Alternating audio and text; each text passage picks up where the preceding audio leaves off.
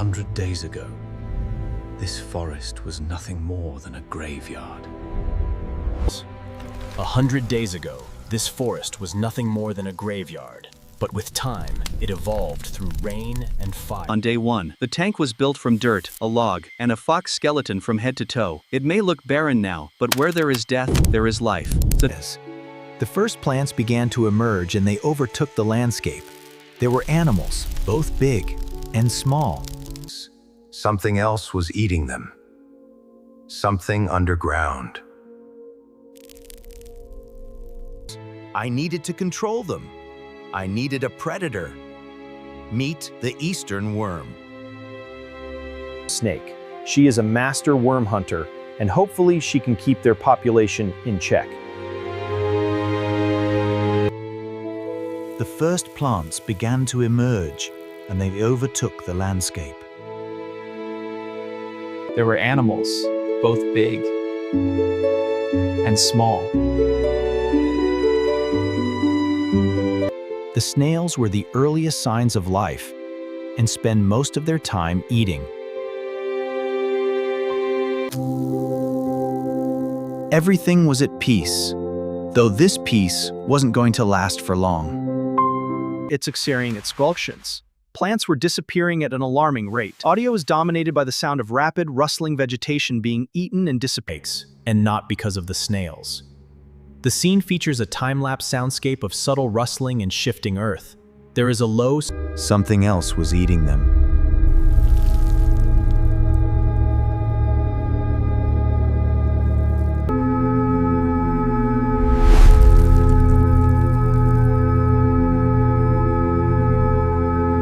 Earthworms. They were taking over and destroying everything in their path. I needed to control them.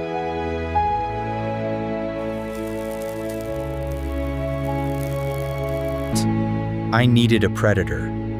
Meet the eastern worm. Snake. She is a master worm hunter.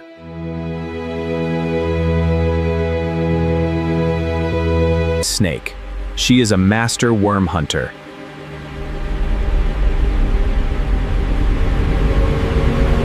And hopefully she can keep their population in check.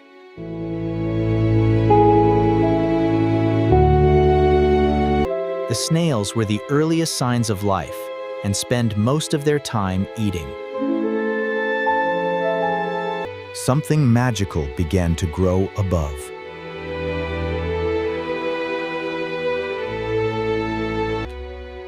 These mushrooms were not the only life within the log. Inside there lies the beginnings of an empire. This is a queen carpenter ant, and she is raising her first batch of young.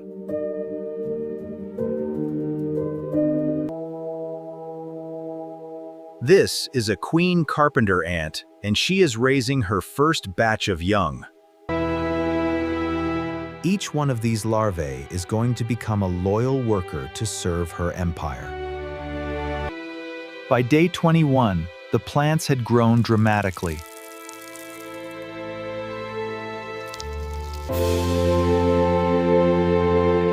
There were now many forms of life.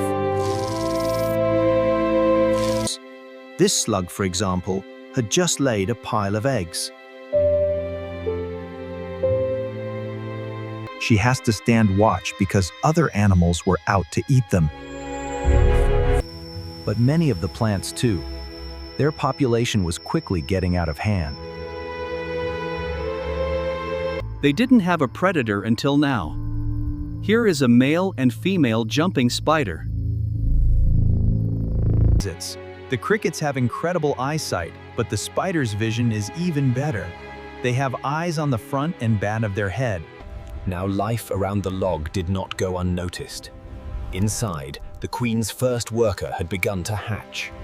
The queen helped her emerge from her cocoon until she could stand on her own 6 feet.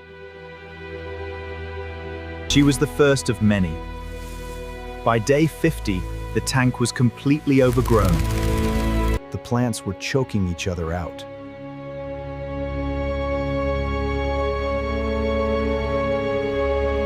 Being to eat them.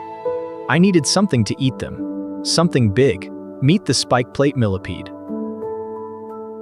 These large herbivores should eat many of the plants.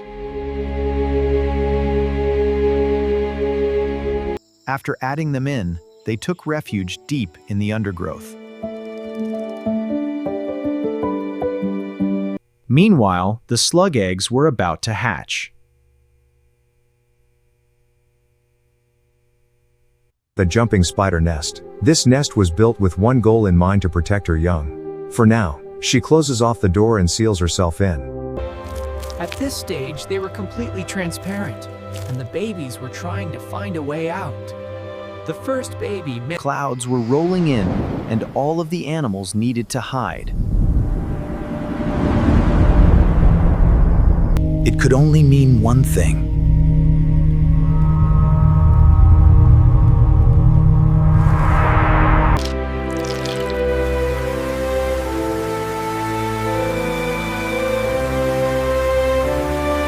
Many of the animals gathered after the storm for a drink. Even the worm snake made a short visit. Despite their beauty, not all life was balanced. The jumping spiders were having trouble finding food as the ants were taking over. Inside their nest, an army was forming. I needed to stop them. It was time to introduce a new predator. Here is a group of scorpions.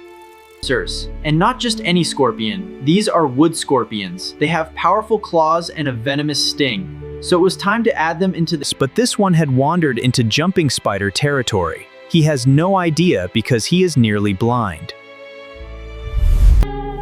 His only option was to stand completely still. She's tasting him to see if he's food.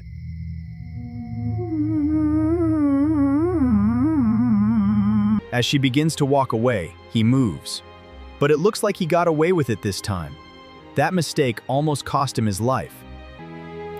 As the dry season tightens its grip, even the smallest worlds begin to fracture. With nowhere else to go, life gathers around the final drop. By day 90, the dry season had come. There was no more rain, and the ground began to dry out. Many of the animals gathered at last water sources. The fox is gone, but not for the reason you might think. I carefully removed every last animal from the tank.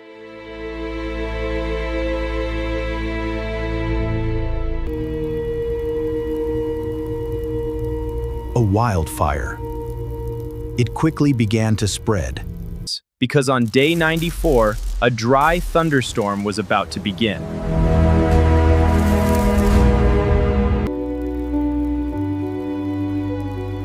Or so I thought. And be sure to check it out.